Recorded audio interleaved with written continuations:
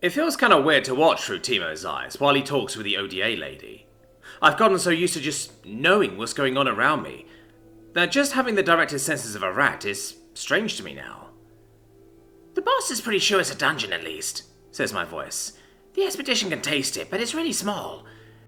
The boss is pretty sure it's a dungeon at least, says my voice. The expedition can taste it, but it's really small. The boss was most of the entire manor when he started, but the little cavern this one is in is barely bigger than the main entrance room.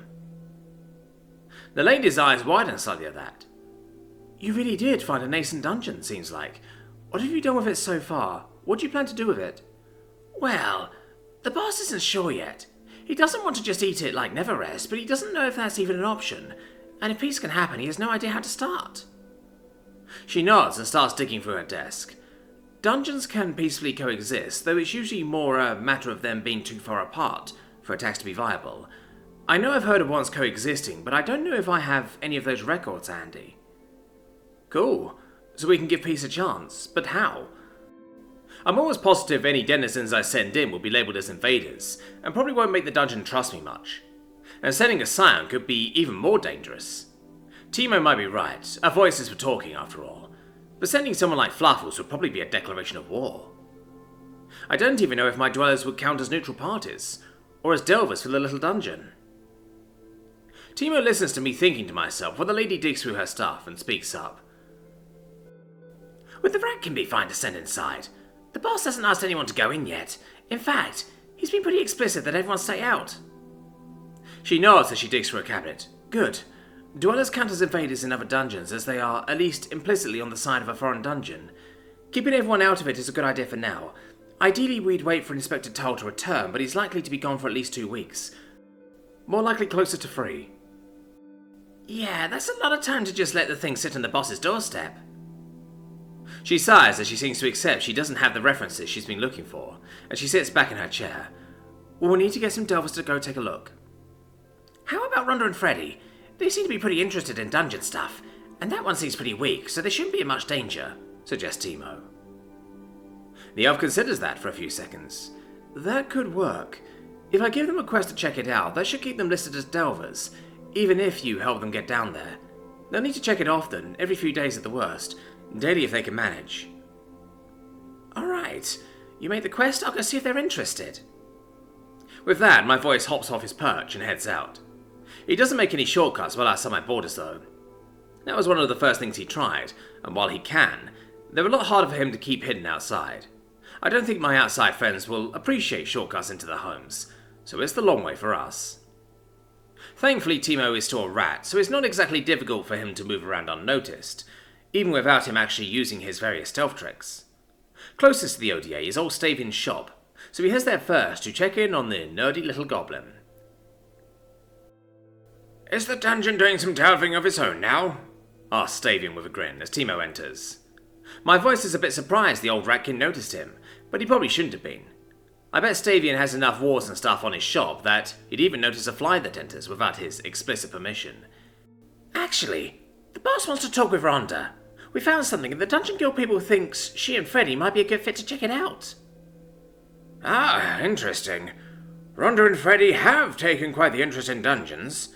She's down in the lab right now taking inventory. There's a few things in there she probably hasn't seen yet, so it was going to be a bit of a test, but you can wait for her to look into this thing for you. It'll probably be a daily thing for her to look into, informs Timo, but Stavian just waves that off. If it's something dungeon, she can do it on her off time each day. Goodness knows she'll make any excuse to go delving in her free time anyway. He inhales and raises his voice. Rhonda, upstairs! You have a visitor! A muffled, "Coming!" comes from the open hatch behind the counter, and soon comes the goblin herself, hat and spider on her head. She looks around the shop, confused for a few seconds, before she speaks up.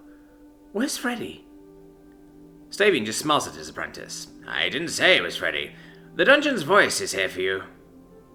She gasps at that and looks around, and Timo takes mercy by hopping up on the counter and squeaking at her. Right here, kiddo. Thedian found a nascent dungeon in the deep tunnels and wants to make peaceful contact. The dungeon folks say that pretty much anything he tries to send will be treated as an invader, though, so he needs delvers to do it, and suggested you and Freddy. Rhonda's eyes shine with curiosity at that. A nascent dungeon? Why us? Shouldn't Mr. Tar be sent for that? He's off to go do a quest for the southward, so he's going to be a while. So, you want the job? Yes, she shouts, before blushing and calming herself. Master? May I? He rolls his eyes and chuckles at the goblin. That's fine with me, Rhonda. This will be on your own time, though. I'll not have you skipping your lessons to go gallivanting down dangerous tunnels. She whoops and thanks him, and Timo speaks up after she calms down a bit.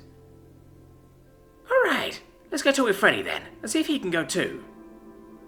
She nods vigorously, and her hat doesn't move as much as I'd expect. Lucas, her spider, is looking happy with himself, so I think he's webbed it to her head. Doesn't seem like she minds, at least.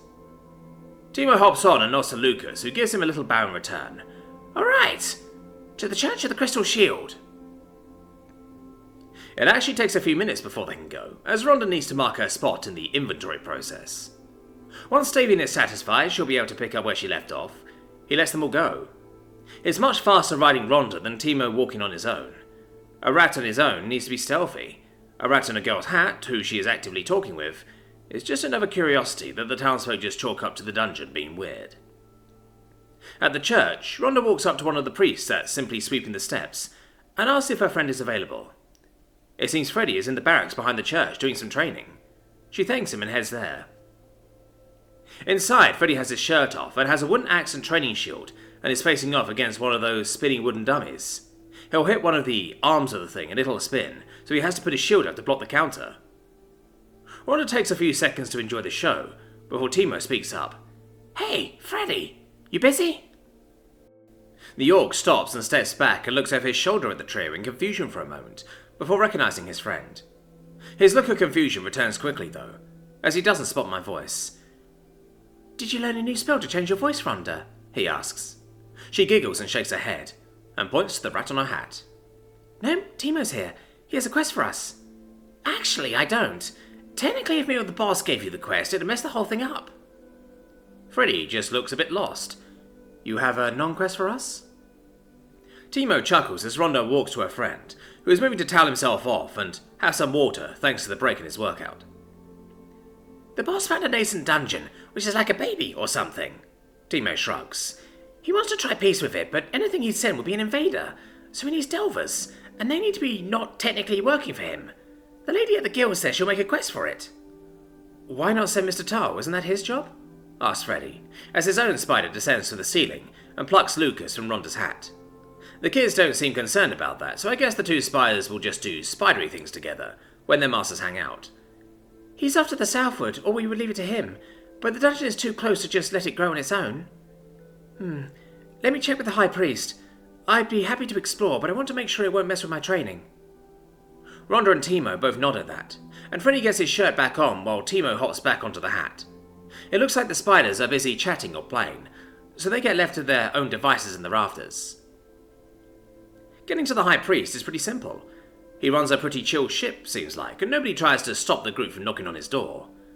Maybe they just know Freddy and Rhonda well enough to know they wouldn't bother him for something silly. I can't help but smile to myself as they're let in, and I see the battered shield above the gnome's desk, and he smiles warmly at the two over some paperwork he'd been working on. A bit of surprise crosses his expression, as he notices Timo on Rhonda's hat. Rhonda and Freddy, how are you two doing? And the dungeon's voice too, he asks jovially, glancing above himself at the shield with his new chip. Freddy takes the lead. Well, sir, Therium has found a nascent dungeon, and the Dungeoneering Guild would like us to check it out and keep an eye on it.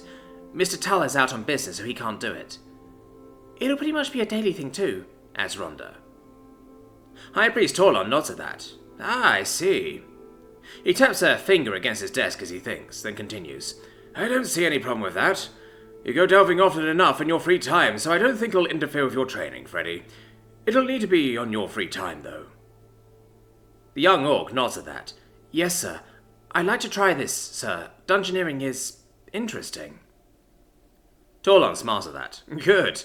Maybe you and Rhonda will be able to join the Dungeoneers instead of the Adventurers Guild when your apprenticeships are done. Paladins are encouraged to go out into the world and spread the word, rather than sit in the temple all day and do paperwork, he says with a wink, before waving the two off. Away with you, unless there's something else. This sounds like a great opportunity for you two, so no sense delaying. The kids nod and bid their farewells and get a quick blessing from him as well, before making their way back to the barracks to collect their spiders, then to the ODA. Inside, it's changed slightly. Instead of only the ladies' desk, there's now 2 smaller ones pulled out as well. The kids exchange a glance before the guildmistress speaks up.